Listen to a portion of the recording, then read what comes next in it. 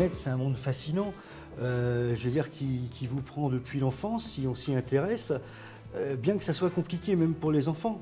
Parce que, contrairement à ce que l'on peut penser, c'est facile de manipuler une marionnette, c'est vrai. Ce qui est plus difficile, c'est de raconter l'histoire qui va avec. Et que souvent, les enfants sont déçus ou se découragent rapidement parce que ils font faire vivre leur marionnette entre leurs mains, leur marionnette à gaine, qui est celle, on va dire, la plus connue. Mais malheureusement, souvent, ça tombe un peu en déconfiture parce qu'on ne sait pas trop quoi raconter derrière. Mais le monde des marionnettes, c'est tout un univers. Et cet univers, on peut le déployer en trois grandes familles. Il y a la famille des marionnettes à tige, là, qui sont ici. La marionnette à tige, celles-ci sont siciliennes. On en trouve aussi des turcs, par exemple. C'est simplement une tige au bout d'une marionnette un peu articulée, mais sans plus.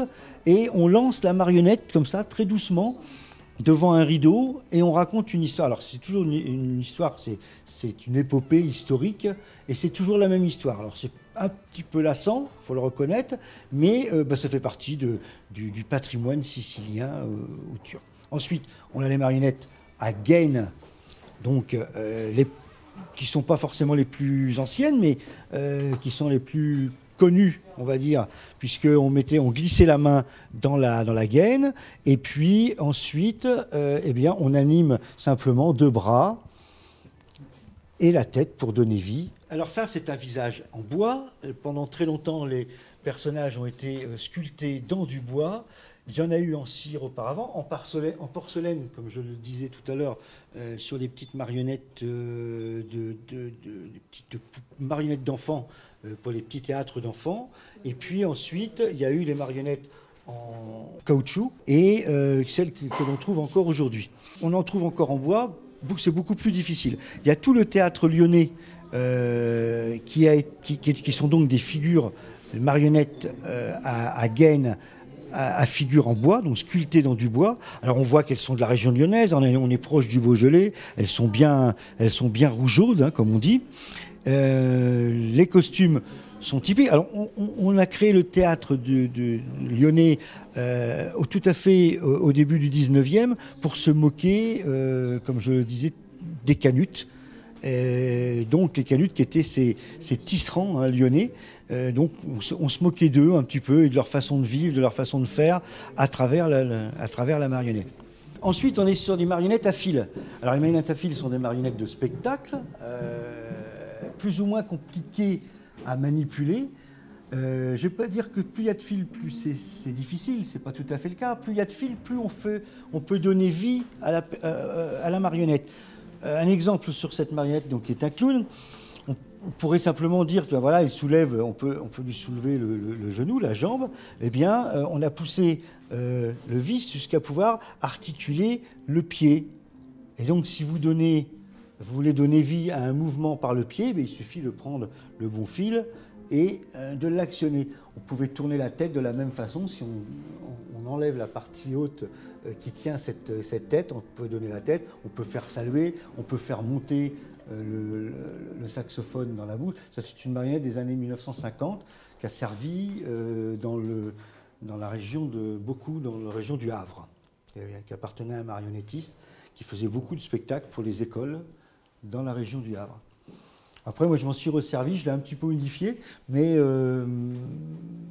elle est pratiquement dans son jus. Après, toutes les marionnettes que l'on peut trouver, on peut quelquefois les modifier en fonction du numéro, de ce qu'on veut leur faire. Voilà l'exemple de Charlot qui est très très maniable. C'est pareil, il est très très souple dans toutes les parties du corps, que ce soit au niveau des articulations, des mains, de la tête.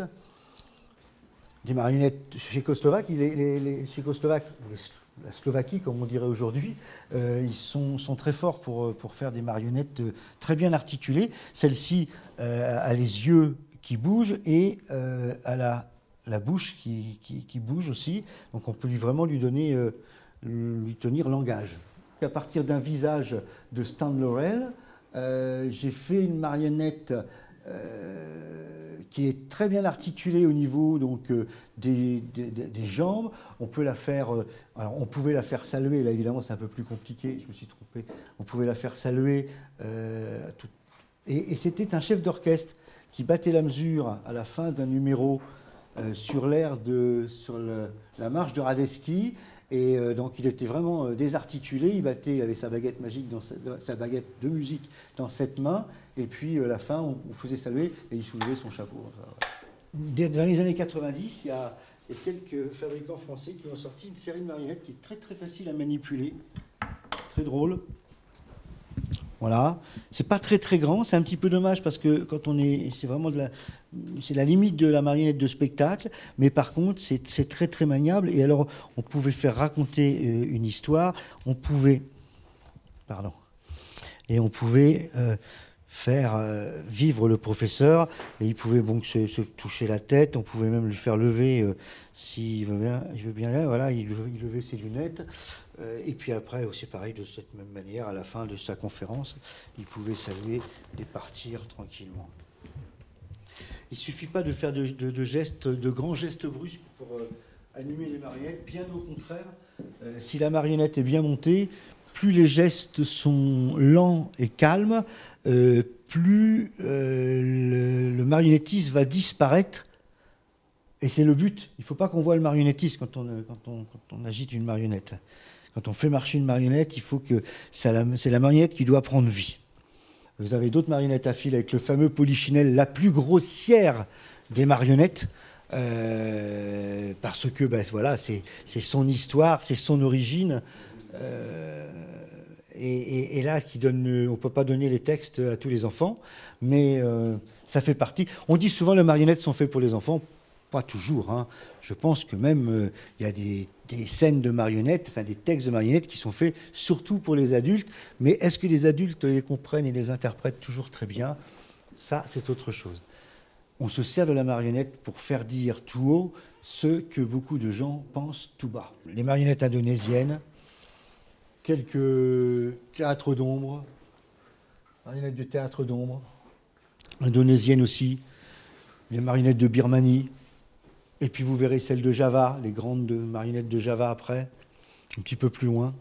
Mais bon, je vais dire que dans tous les pays, on a fabriqué des marionnettes. Il y a des pays qui sont un peu plus, qui ont été un peu plus forts en termes de communication sur leur théâtre de marionnettes. Voilà une belle pièce, puisque c'est une marionnette à taille humaine qui se manipule à 3 ou 4 personnes, parce qu'évidemment, là, vous avez la tête est en bois, sculptée, et jusque au tronc, dans le bas du tronc, toute cette partie-là est en bois, et donc c'est très lourd.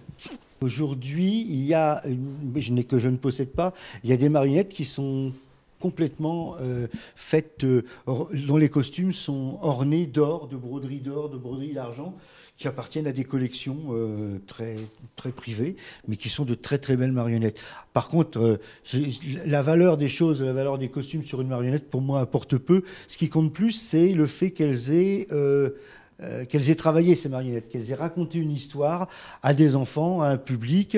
Lorsque vous voyez une marionnette comme Le Juge, et j'en finirai par là, sur cette visite sur les marionnettes, quand vous prenez la tête de ce juge qui est sculpté dans le bois, qui est une marionnette lyonnaise, et qu'on regarde l'expression, eh bien, je peux vous assurer que si on lui donne vie à travers la main et à travers la parole, eh bien, il va pouvoir faire pendant plusieurs minutes et même peut-être un quart d'heure des effets de manche aussi forts qu'un avocat ou qu'un juge pourrait en faire dans un vrai tribunal.